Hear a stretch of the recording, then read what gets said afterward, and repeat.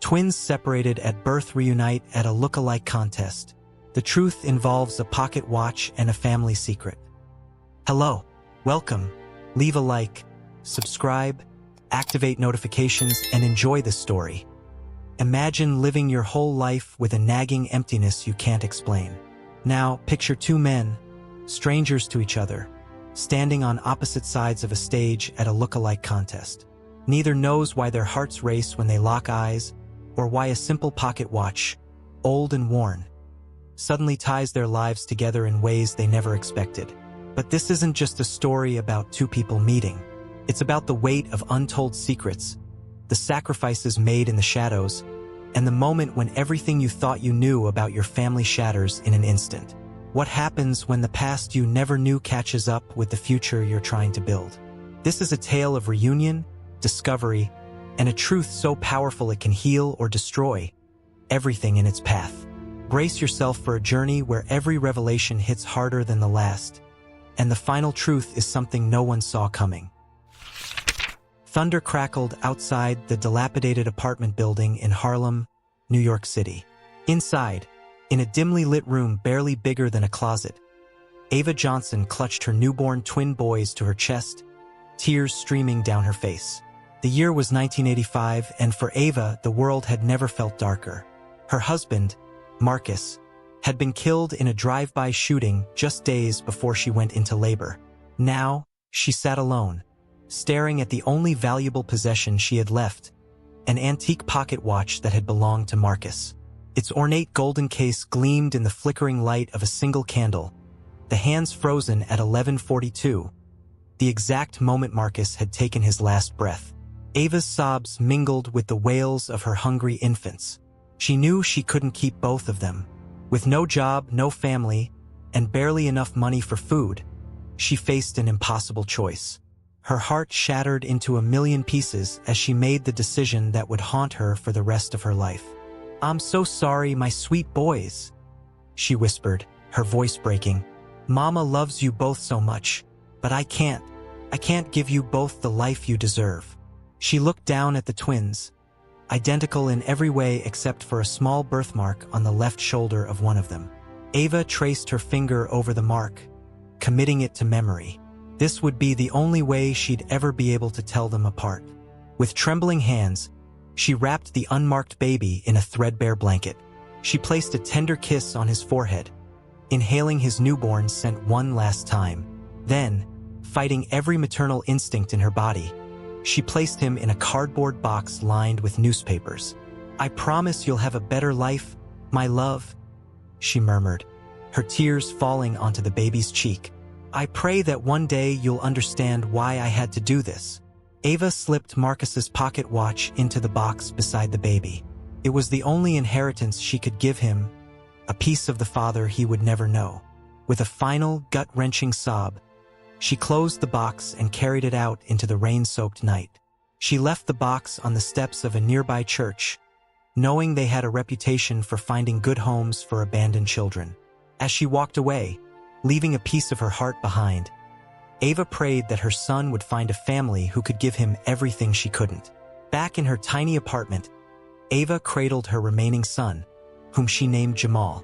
"It's just you and me now, little one," she whispered, her voice hoarse from crying. "I promise I'll do everything I can to give you a good life." As the years passed, Ava worked multiple jobs to keep a roof over their heads and food on the table. She never told Jamal about his twin brother, but the weight of her secret grew heavier with each passing day. Meanwhile, across town in the affluent Upper East Side, David grew up in a world of privilege. Adopted by the Whitman family, he never wanted for anything material. But despite his comfortable upbringing, he always felt like something was missing, an inexplicable emptiness that no amount of success could fill. Fast forward to 2023. Jamal, now 38, had become a skilled mechanic, working long hours in a small garage in the Bronx. His hands were calloused, his shoulders broad from years of physical labor. Despite his hard work, he struggled to make ends meet, the cycle of poverty proving difficult to break. One Saturday afternoon, Jamal found himself wandering through a flea market in Brooklyn. As he browsed the stalls, Something caught his eye, an antique pocket watch, its golden case dulled with age. His heart skipped a beat as he picked it up, memories of his mother's stories flooding back. "My dad had a watch just like this," he murmured, turning it over in his hands. The hands were stuck at 11:42, just as his mother had always described. With trembling fingers, he opened the case, his breath catching in his throat as he saw an inscription inside. "To Marcus, my eternal love, Ava." Jamal's world tilted on its axis. This couldn't be a coincidence. This had to be his father's watch. The one his mother had always talked about, the one she claimed was lost years ago. As he paid for the watch, his mind raced with questions. How had it ended up here? And why had his mother lied about losing it? Little did Jamal know, this discovery was about to set in motion a chain of events that would change his life forever.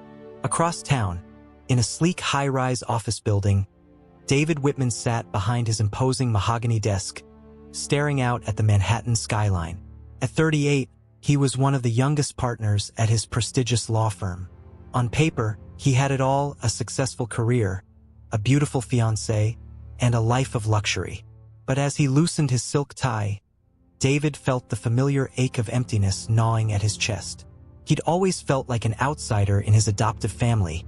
Despite their love and support, there was a part of him that yearned for something he couldn't name, a connection he'd never been able to find. Little did David know that fate was about to intervene in the most unexpected way.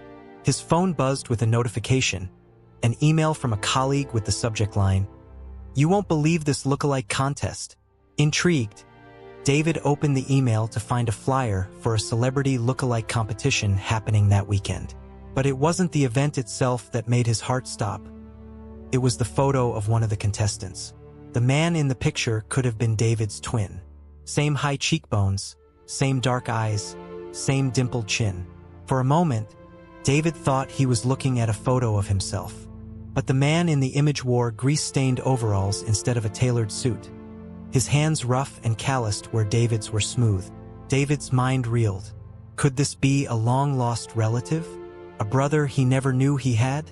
The possibility sent a jolt of excitement and fear through his body.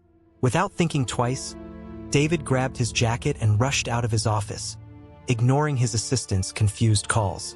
He had to find this man, had to know if there was a connection. For the first time in his life, David felt like he might be on the verge of filling that inexplicable void in his heart. As Jamal and David unknowingly set on a collision course with destiny, neither could have imagined the shocking truths that were about to be unveiled.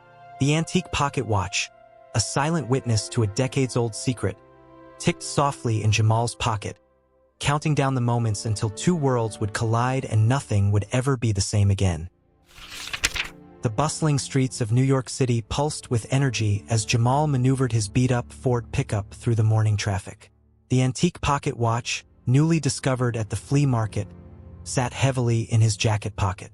With each pothole and sudden stop, Jamal felt its weight against his chest, a constant reminder of the mystery he was desperate to unravel. As he pulled into Tony's auto shop, the familiar sense of motor oil and rubber filled his nostrils. Jamal had been working here since he was 16, starting as a shop hand and working his way up to head mechanic. It wasn't glamorous, but it was honest work, and Jamal took pride in it. "Yo, Jay," Tony, the shop owner, called out as Jamal walked in. "Got a real headache for you today. Some Wall Street hotshots Ferrari won't start. Think you can handle it?" Jamal nodded, a small smile playing on his lips. "You know me, Tony. I've never met an engine I couldn't fix." As he popped the hood of the sleek red sports car, Jamal's mind wandered to the watch. He'd stayed up half the night, turning it over in his hands, trying to piece together the puzzle of how his father's watch had ended up at a flea market. His mother had always been vague about his father's death, and now Jamal wondered what other secrets she might be keeping. Across town, in a world that might as well have been on another planet, David Whitman strode purposefully through the marble lobby of his law firm's building. His tailored Armani suit and polished Ferragamo shoes marked him as a man of success and influence. Yet, as he stepped into the elevator, David felt the familiar hollowness creeping in. The image of the man from the look-alike contest flyer haunted him. David had tossed and turned all night, his mind racing with possibilities. Could this be the missing piece he'd been searching for his entire life? As the elevator doors opened onto the 50th floor, David's assistant, Sarah, fell into step beside him. "Mr. Whitman, your 9 a.m. with Goldstein Corp is waiting in the conference room," she said, handing him a stack of files. "Also, your mother called. Again. She wants to know if you've set a date for the wedding yet." David sighed, pinching the bridge of his nose. His upcoming marriage to Olivia, the daughter of his firm's senior partner, was more a business arrangement than a love match. It was what was expected of him, another box to check off in his perfectly curated life. "Tell her we're still discussing it," David replied, knowing full well that he and Olivia hadn't talked about wedding plans in weeks. As David settled into the plush leather chair at the head of the conference table, he couldn't shake the feeling that he was living someone else's life. The man staring back at him from the polished surface of the table looked successful, confident, everything David knew he should be. But beneath the surface, a storm was brewing. Back at the auto shop, Jamal wiped the sweat from his brow as he tightened the last bolt on the Ferrari's engine. The car purred to life, and a sense of satisfaction washed over him. This was where he felt most at home, elbow deep in an engine, solving problems, making things work. As he cleaned up his tools, Jamal's hand brushed against the pocket watch. He pulled it out, studying it once again. The tarnished gold gleamed under the fluorescent lights of the garage, and Jamal felt a sudden, overwhelming need to know more about the father he'd never met. "Hey, Tony," Jamal called out. "Mind if I take off early today? Got some personal business to take care of." Tony waved him off. "Sure thing, kid. You've earned it. Just make sure you're here bright and early tomorrow. Got a whole lineup of oil changes waiting for you." Jamal nodded, already halfway out the door. He had a plan forming in his mind. He'd start with the church where his mother had always taken him as a child. Maybe someone there would remember something about his father or about the watch. As Jamal's pickup truck rumbled through the streets of Harlem, David was wrapping up his meeting on the other side of the city. He shook hands with the Goldstein Corp executives, plastering on the confident smile he'd perfected over years of corporate dealings. But as soon as the conference room door closed behind them, David's smile faded. He walked to the floor-to-ceiling windows, looking out over the city sprawled below. Somewhere out there was a man who looked just like him. A man who might hold the answers to questions David had been asking his whole life. Making a split-second decision, David grabbed his phone and dialed his assistant. "Sarah, cancel my appointments for the rest of the day," he said, his voice tight with a mix of excitement and apprehension, "and find out everything you can about that look-alike contest. I need to know where it's being held and how I can enter." As David hung up, he felt a flutter of something he hadn't experienced in years. Hope. For the first time in as long as he could remember, he was deviating from his meticulously planned life. It was terrifying and exhilarating all at once. Little did David know that at that very moment, Jamal was embarking on a journey of his own. As the two men, separated by circumstance but connected by blood, set out to uncover the truth about their pasts, the city of New York held its breath. The stage was set for a reunion that would shake both their worlds to the core. The antique pocket watch ticked steadily in Jamal's pocket, counting down the moments until fate would bring these long-lost brothers face to face. And when it did, nothing would ever be the same again. The old church stood like a weathered sentinel on the corner of 125th Street, its red brick facade a stark contrast to the gleaming glass and steel of newer buildings surrounding it. Jamal hesitated at the bottom of the worn stone steps, the pocket watch a comforting weight in his hand. He hadn't set foot in this place since his mother's funeral 5 years ago, and the memories threatened to overwhelm him. Taking a deep breath, Jamal pushed open the heavy wooden doors. The scent of incense and old hymnals washed over him, transporting him back to Sunday mornings spent fidgeting in hard pews while his mother sang in the choir. "Can I help you, son?" A gentle voice broke through Jamal's reverie. Father Michael, older now but with the same kind eyes Jamal remembered from his childhood, stood at the altar. Jamal approached slowly, his work boots echoing in the empty sanctuary. "Father Michael, I don't know if you remember me. I'm Jamal Johnson, Ava's son." Recognition dawned on the priest's face. "Of course, Jamal. How could I forget? You've grown into quite the man. What brings you back after all these years?" Jamal held out the pocket watch. "I found this at a flea market. It belonged to my father. I was hoping. Maybe you might know something about how it ended up there." Father Michael's face paled as he took the watch, his hands trembling slightly. "Where did you say you found this?" "A flea market in Brooklyn," Jamal replied, his suspicion growing. "Father, what aren't you telling me?" The old priest sighed heavily, gesturing for Jamal to sit. "There's something you need to know, son. Something your mother made me swear never to tell you." Meanwhile, across town, David Whitman stood in front of a mirror in his penthouse apartment, adjusting the worn denim jacket he'd bought specially for the look-alike contest. The man staring back at him was a far cry from the polished lawyer he usually saw. There was something liberating about the disguise, as if he was shedding the weight of expectations he'd carried for so long. His phone buzzed with a text from Olivia. "Where are you?" "We have dinner with my parents tonight." David's thumb hovered over the reply button. He'd completely forgotten about the dinner. For a moment, he considered canceling his plans to enter the contest. It would be the responsible thing to do, the thing everyone expected of him. But the image of the man who looked so much like him flashed in his mind. With a surge of determination, David typed out a quick reply. "Something came up at work. Rain check." He pocketed his phone before he could see Olivia's response. For once in his life, David was choosing the unknown over the safe and predictable. The thrill of it sent a shiver down his spine. As David hailed a cab to take him to the community center where the contest was being held, Jamal sat stunned in the church pew, Father Michael's words echoing in his ears. "Your mother came to me late one night, just days after you and your brother were born," the priest was saying, his voice heavy with the weight of a long-held secret. "She was desperate, Jamal. With your father gone and no means to support two babies, she made the hardest decision a mother could make." Jamal's world tilted on its axis. "Brother? What brother?" Father Michael placed a comforting hand on Jamal's shoulder. "You had a twin son. Your mother, she gave him up for adoption. Left him right here on the church steps with nothing but a blanket and that pocket watch." The revelation hit Jamal like a physical blow. A brother, a twin. Somewhere out there was someone who shared his blood, his face, his very DNA. The empty space he'd felt his entire life suddenly made sense. "Why?"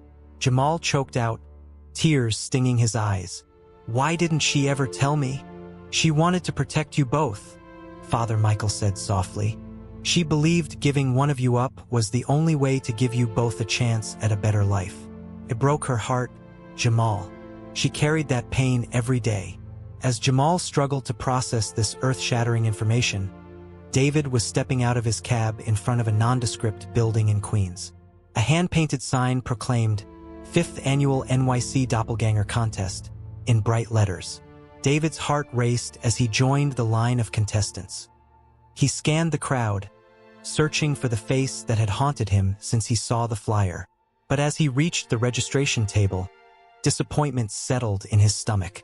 The man was nowhere to be seen. "Name?" the bored-looking volunteer asked. "David Whitman," he replied, then hesitated. On impulse, he added, "I'm here for the celebrity look-alike category. Denzel Washington." The volunteer raised an eyebrow but didn't comment, handing David a number to pin to his jacket. As he made his way to the waiting area, David couldn't shake the feeling that he was exactly where he was meant to be, even if he didn't understand why. Back at the church, Jamal clutched the pocket watch, his mind reeling. "Do you know what happened to him?" "My brother." Father Michael shook his head sadly. "I'm sorry, son. The adoption was closed. All I know is that he was taken in by a good family. Your mother made me promise never to look into it further." Jamal stood abruptly, his chair scraping against the stone floor. "I have to find him, Father. I have to know." As he rushed out of the church, Jamal's phone buzzed with a notification. It was Tony from the auto shop. "Hey Jay, you're not going to believe this. "Remember that Wall Street guy's Ferrari? His assistant just called. Says he never showed up to pick it up. Wants to know if you can drop it off at some community center in Queens. Extra $100 in it for you if you can do it now." Jamal's finger hovered over the reply button. He should be focusing on finding his brother, not running errands. But something, call it fate or intuition, made him type out a quick "on my way." As Jamal climbed into the Ferrari, the antique pocket watch ticked steadily in his pocket. Across town, David stood nervously backstage at the look-alike contest, unaware that his entire world was about to change. The stage was set for a reunion decades in the making, orchestrated by forces beyond their understanding. As the brothers moved unknowingly towards each other, the city of New York held its breath, waiting for the moment when past and present, nature and nurture, would collide in a revelation that would shake both men to their very cores. The community center buzzed with excitement as contestants milled about, adjusting costumes and practicing their best celebrity impressions. David stood in a corner, feeling increasingly out of place. He tugged at the collar of his denim jacket, wondering what had possessed him to enter this contest. The Denzel Washington comparison had always been a running joke at the firm, but now, surrounded by people who took this seriously, he felt like an imposter. Just as David was considering slipping out unnoticed, a commotion at the entrance caught his attention. A sleek red Ferrari had pulled up, turning heads and drawing whispers from the crowd. David watched, transfixed, as the driver's door opened and a man stepped out. Time seemed to stop. It was like looking in a mirror, but one that reflected a completely different life. The man wore oil-stained coveralls, his hands rough and calloused. But his face, it was David's face, down to the small scar above his left eyebrow. Jamal handed the Ferrari keys to a starstruck valet, his mind still reeling from Father Michael's revelation. He'd planned to drop off the car and immediately start his search for his long-lost brother. But something made him pause. The flyer for the look-alike contest caught his eye, and on a whim, he decided to step inside. The moment Jamal entered the building, he felt it, a pull, an inexplicable sense that he was exactly where he was meant to be. His eyes scanned the room, and then, their gazes met across the crowded space. For a moment, neither man moved. The noise of the contest faded away, leaving only the sound of their synchronized heartbeats. Slowly, as if drawn by an invisible force, they began to move towards each other. "I'm David," the man in the denim jacket said, his voice barely above a whisper. "Jamal," he replied, his own voice equally soft. They stood there, studying each other's faces, seeing their own features reflected back at them. The similarities were undeniable, but so were the differences, a testament to the divergent paths their lives had taken. "I think," David started, his throat tight with emotion. "I think we might be brothers." Jamal nodded, unable to speak past the lump in his throat. Instead, he reached into his pocket and pulled out the antique pocket watch. David's eyes widened in recognition. "That watch," he breathed. "I've seen it before. In my dreams." The revelation hit them both like a physical blow. This was real. This was happening. After 38 years of separation, of living lives that couldn't have been more different, they had found each other. As the reality of the situation sank in, emotions began to surface. Joy, confusion, anger, they washed over both men in waves. "Why?" David asked, his voice cracking. "Why were we separated? Why didn't anyone tell us?" Jamal shook his head, his own anger and hurt bubbling to the surface. "Our mother. She thought she was doing what was best. She couldn't take care of both of us." David stumbled back as if he'd been struck. "Our mother? You knew her?" The pain in David's voice was palpable, and Jamal felt a surge of guilt. He'd had 38 years with their mother, 38 years of love and memories that David had been denied. "I'm sorry," Jamal said softly. "I only found out about you today. I swear if I had known." David held up a hand, stopping him. "It's not your fault. It's just a lot to process." An awkward silence fell between them, years of unshared experiences stretching out like a chasm. How do you begin to know someone who is both a stranger and the closest relative you have? Maybe we could grab a coffee? Jamal suggested hesitantly. Talk about everything? David nodded, grateful for the suggestion. As they made their way out of the community center, both lost in thought, neither noticed the man watching them from the shadows. His eyes narrowed as he observed their interaction, a cruel smile playing on his lips. Well, he muttered to himself. Isn't this an interesting development? As Jamal and David stepped out into the New York evening, unaware of the eyes upon them, the weight of their newfound truth settled on their shoulders. They had found each other, yes, but with that discovery came a host of new questions, new challenges. The antique pocket watch ticked steadily in Jamal's pocket, a tangible link to their shared past. But as they walked side by side, mirror images from worlds apart, both men couldn't help but wonder, what did their future hold? Little did they know that their reunion had set in motion a chain of events that would unearth long-buried secrets, test the bonds of their newfound brotherhood, and force them to confront the true meaning of family, identity, and loyalty.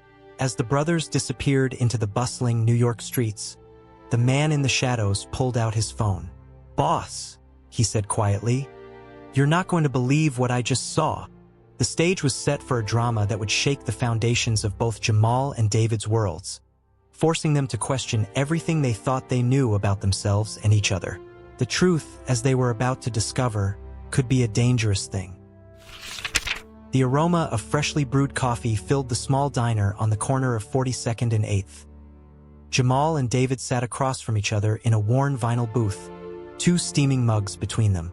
The silence was thick with unasked questions and unspoken emotions. Jamal fidgeted with the antique pocket watch, its weight a constant reminder of the shocking revelations of the day. David's eyes kept darting between the watch and Jamal's face, as if trying to reconcile the two pieces of a puzzle he never knew existed. "So," David finally broke the silence, his lawyer's instincts kicking in. "Tell me everything you know." Jamal took a deep breath and began recounting his conversation with Father Michael. As he spoke, he watched a myriad of emotions play across David's face: disbelief, anger, sorrow, and something that looked like longing. "Our father," David interrupted, his voice tight. "What was he like?" Jamal's face fell. I don't know much. Mom never talked about him. All I know is that he died just before we were born. Some kind of accident, I think." David's jaw clenched. "An accident? Are you sure?" There was something in David's tone that made Jamal uneasy. "What do you mean?" David leaned forward, his voice dropping to a whisper.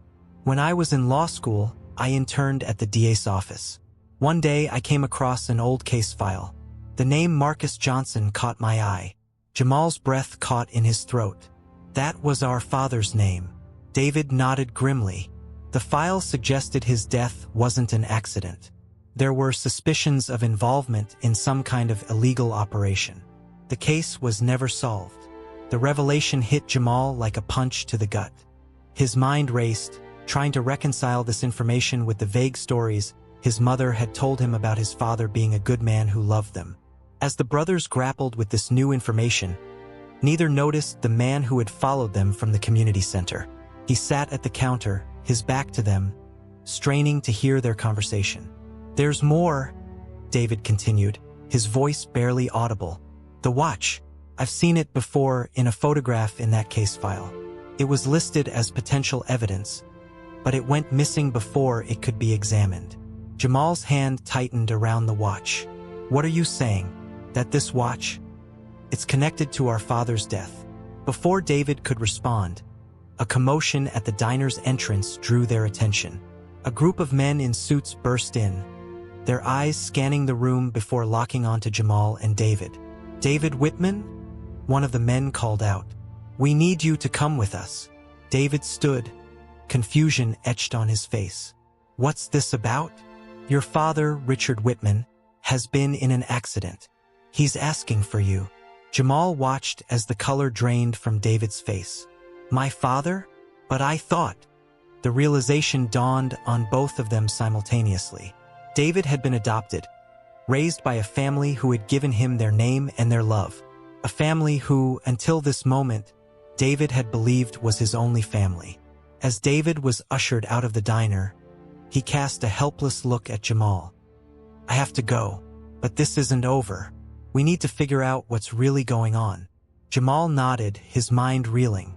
As he watched his newfound brother disappear into a sleek black car, he couldn't shake the feeling that they had just scratched the surface of a mystery much larger and more dangerous than either of them realized. The man at the counter stood, casually dropping a few bills next to his untouched coffee. He pulled out his phone as he exited the diner.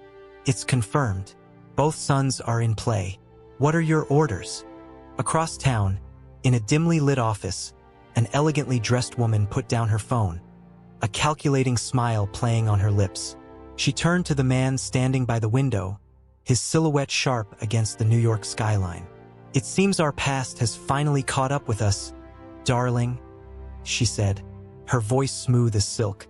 "What shall we do about our long-lost sons?" The man turned, his face hidden in shadow. "We do what we've always done, my dear. We adapt. We survive. And if necessary, we eliminate the threat." As night fell over the city, Jamal sat alone in the diner, the weight of the pocket watch heavy in his hand. He couldn't shake the feeling that, by finding his brother, he had set in motion events that would change both their lives forever. Little did he know, the true test of their newfound brotherhood was just beginning. As secrets unraveled and long-buried truths came to light, Jamal and David would be forced to confront not only their shared past, but also the moral complexities of their present. The antique pocket watch ticked steadily, counting down to a confrontation that would shake the foundations of everything they thought they knew about family, loyalty, and the fine line between right and wrong. The steady beep of hospital monitors filled the air as David stood at his adoptive father's bedside. Richard Whitman, once a towering figure of strength and influence, now looked small and frail against the stark white sheets. "David," Richard's voice was weak but urgent. "There's something I need to tell you. Something I should have told you years ago." David leaned in, his heart racing. "What is it, Dad?" Richard's eyes darted nervously around the room before he continued. "Your adoption. It wasn't as straightforward as we led you to believe. There are people, powerful people, who..." Suddenly, the door burst open. A team of doctors rushed in, pushing David aside. "Mr. Whitman is going into cardiac arrest. Sir, you need to leave now." As David was ushered out of the room, his mind reeled. What was his father trying to tell him? And how did it connect to everything he'd learned about his birth family? Across town, Jamal paced his small apartment, the antique pocket watch clutched tightly in his hand. He couldn't shake the feeling that he was being watched. Every car that drove by, every shadow that moved, seemed like a potential threat. His phone buzzed with a text from an unknown number. "Meet me at the Old King's Theater in Brooklyn. Come alone. I have information about your father." Jamal's thumb hovered over the screen. Every instinct told him this was a trap, but the promise of answers was too tempting to ignore. As Jamal grabbed his jacket and headed out, he failed to notice the sleek black car parked across the street, its tinted windows concealing the occupants within. In a luxurious penthouse overlooking Central Park, the elegant woman from earlier sipped a glass of wine, her eyes fixed on a bank of monitors showing various locations around the city. "Our sons are on the move," she said to the man beside her. "David at the hospital, Jamal heading to Brooklyn. What's our play?" The man, his face still obscured by shadows, tapped his fingers thoughtfully on the arm of his chair. "Let them run for now. Sometimes the best way to catch a fish is to give it more line."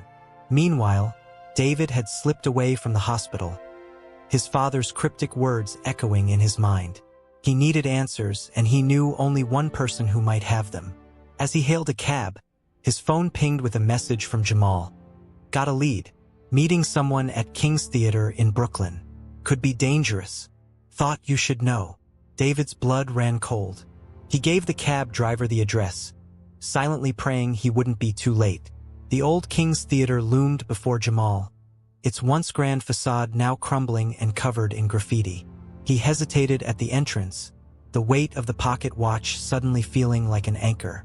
"Jamal Johnson," a voice called from the shadows. "Or should I say, Jamal Whitman?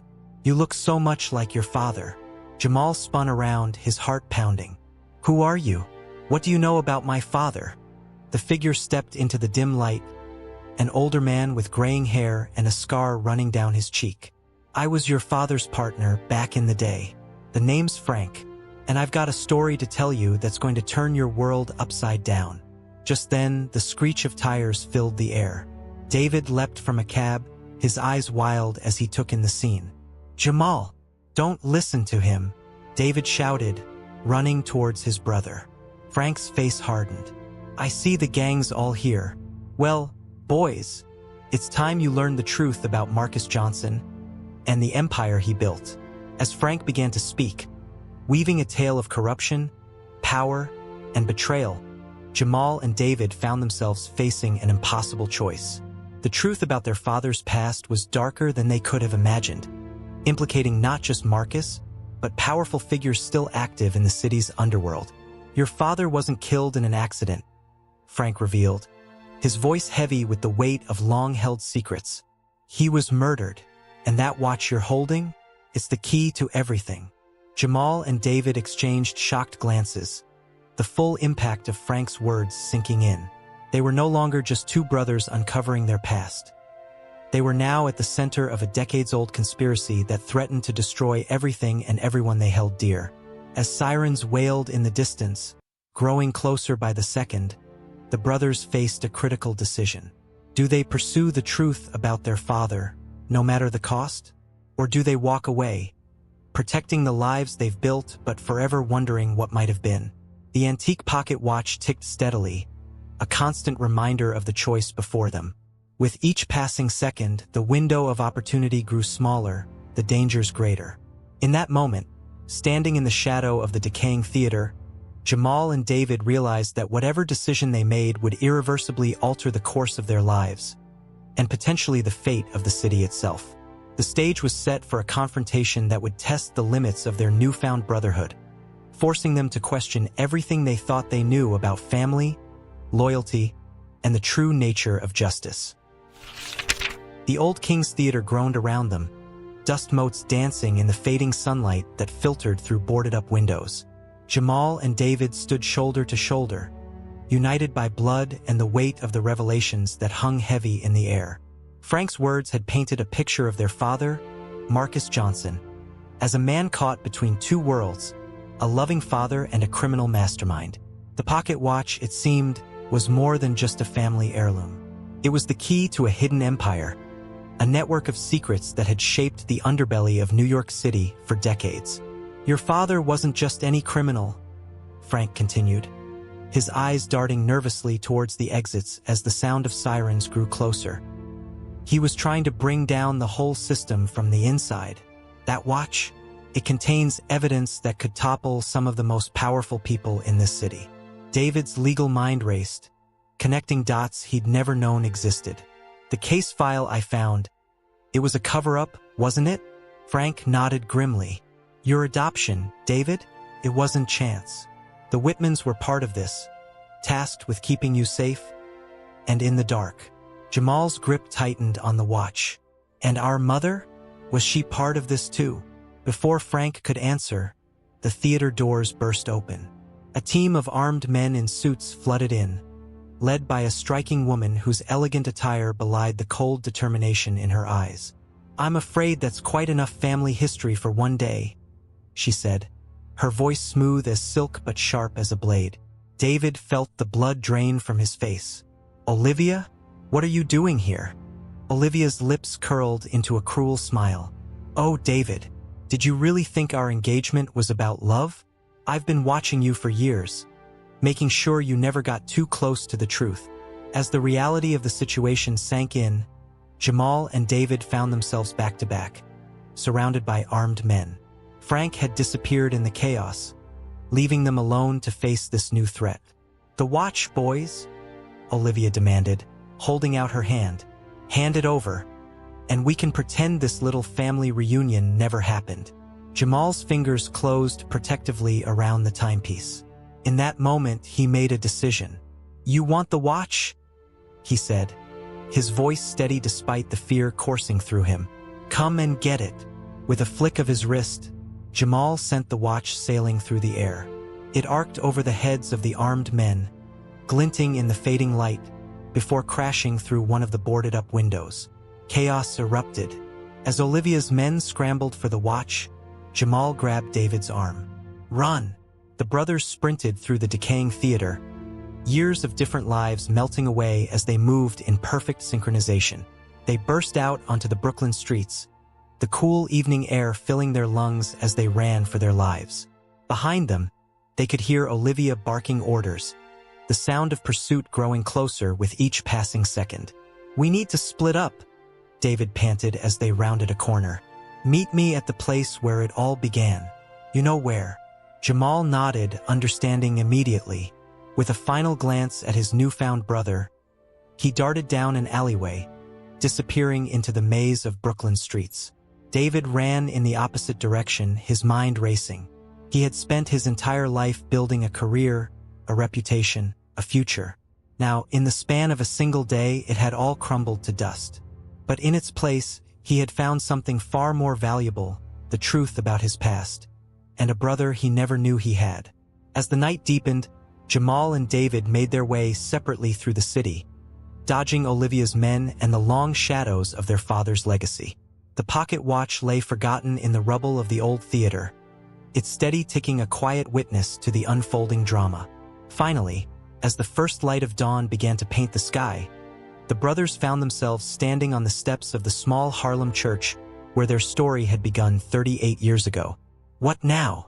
Jamal asked, his voice hoarse from the night's events. David looked at his brother, seeing in him a reflection of the life he could have had, and the man he might have been. "Now," he said, a determined glint in his eye, "we finish what our father started.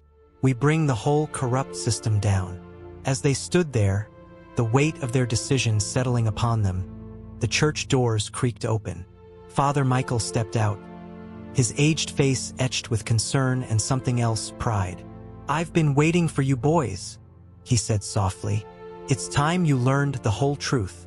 The sun rose over New York City, casting long shadows across the streets.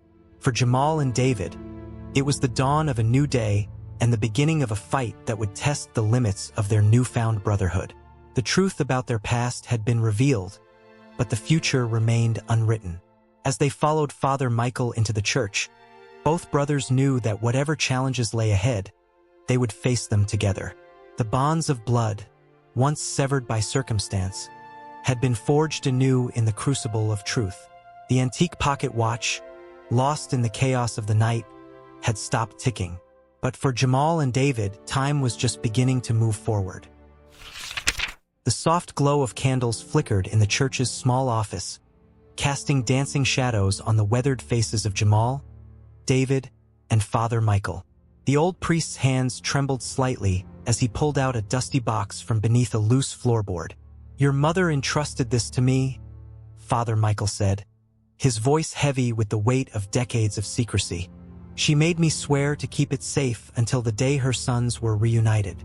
As he opened the box, Jamal and David leaned forward, their hearts pounding in unison. Inside lay a stack of documents, photographs, and a letter addressed to them both. With shaking hands, David unfolded the letter and began to read aloud. "My dearest boys, if you're reading this, then the day I both dreaded and hoped for has finally come. You've found each other, and with that discovery comes a burden I never wanted you to bear. Your father, Marcus, was a good man caught in an impossible situation. He discovered a web of corruption that reached the highest levels of power in this city. The watch you found, Jamal, was his failsafe, a key to encrypted files that could bring down an empire built on lies and blood. I made the hardest choice a mother could make in separating you. I pray that you can forgive me. Know that every day without you both together was a day lived in heartache. The truth is dangerous, my sons, but I believe that together you have the strength to finish what your father started. Be careful, be brave, and above all, be there for each other. With all my love, your mother, Ava." As David's voice trailed off, a heavy silence filled the room. Jamal wiped away a tear, years of questions and longing finally finding answers. "There's more," Father Michael said softly, pulling out a small USB drive from the box. "This contains everything Marcus uncovered. Names, dates, transactions, enough to unravel decades of corruption." The brothers exchanged a look, the weight of their inheritance settling on their shoulders. They were no longer just Jamal the mechanic and David the lawyer. They were the sons of Marcus Johnson, entrusted with a legacy that could reshape the city. "We can't do this alone," David said, his legal mind already formulating a plan. "We need allies, people we can trust." Jamal nodded, a determined glint in his eye. "I might know someone, an old friend from the neighborhood who works at the DA's office now. If anyone can help us navigate this legally, it's her." As the sun rose higher in the sky, Jamal and David set their plan in motion. They moved carefully, always looking over their shoulders, aware that Olivia and her network were hunting them. Over the next few weeks, they worked tirelessly, piecing together the puzzle their father had left behind. David's legal expertise and Jamal's street smarts proved to be a formidable combination. They gathered evidence, made connections, and slowly built a case that would shake the foundations of power in New York City. But as they delved deeper into the conspiracy, the dangers grew. Attempts were made on their lives. Old friends turned out to be enemies. The brothers found themselves in a race against time, trying to stay one step ahead of those who would silence them. Through it all, their bond grew stronger.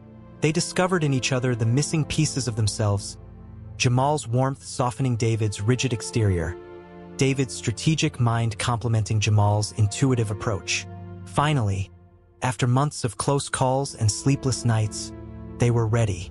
With the help of David's contact in the FBI and Jamal's friend in the DA's office, they prepared to release the evidence to the public. On the day of the press conference, Jamal and David stood side by side, facing a sea of cameras and microphones. As David began to speak, laying out the evidence of decades of corruption, Jamal's hand found his brother's shoulder, a silent gesture of support. The revelations sent shockwaves through the city. Arrests were made, empires crumbled, and the truth their father died protecting finally came to light. In the aftermath, as the dust began to settle, Jamal and David found themselves back at the small Harlem church where their journey had begun. They stood before their parents' graves, the antique pocket watch, recovered from the rubble of the old theater, held between them. "Do you think they'd be proud?" Jamal asked softly. David smiled, tears in his eyes. "I know they would be." As they turned to leave, they saw Father Michael waiting for them at the church steps. Behind him stood a group of people, lives touched and saved by the brothers' quest for justice. "Your father's legacy was never about the secrets he uncovered," Father Michael said, his eyes twinkling. "It was about the sons he left behind, sons who had the courage to stand up for what's right." Jamal and David looked at each other, a lifetime of separation bridged by months of shared purpose. They had started this journey as strangers, bound only by blood. They ended it as brothers in every sense of the word. As they walked out of the cemetery, the weight of their families' past finally lifted. Jamal and David faced the future together. The antique pocket watch ticked steadily between them, no longer a harbinger of secrets, but a reminder of the bonds that time could never break. The sun set over New York City, casting a golden glow over the streets. For Jamal and David Johnson, it was the end of one chapter and the beginning of another. They had redeemed their father's legacy, found each other, and in doing so, had written a new story, one of brotherhood, redemption, and the enduring power of truth. As they disappeared into the bustling city streets, arm in arm, the brothers carried with them the knowledge that no matter what challenges lay ahead, they would face them together, two halves of a whole, finally united. Thank you for listening until the end. Share your opinion about the story in the comments and let us know which character you liked the most. If this story touched you and you want to hear more, click on the next story appearing on your screen. Leave a like and subscribe to our channel so we can build a great community of people who share emotional stories together. Until the next story.